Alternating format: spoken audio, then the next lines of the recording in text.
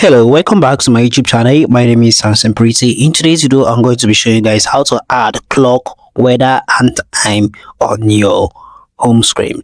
Maybe you removed your clock on your home screen and you want to get it back, but this time I'm going to be showing you guys how to get your clock and the weather at the same time on your home screen. So without wasting much of the time, let's dive right into the video. All you need to do is to tap and hold on your screen just like this and click on Wingates. Here you're going to be scrolling down to get to the option of weather.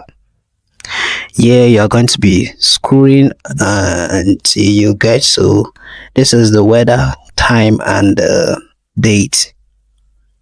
So I'm going to be selecting this one, then click on add on the bottom of the screen. Here you can see this in front of your screen. So that is it on how to add the weather and the weather and time on the home page of your screen. If you found this video helpful, because I'll come to the very end of this video. If you found this video helpful, please do it to subscribe and turn on the notification bell, and do it to give this video a like. See you guys in the next one. Bye.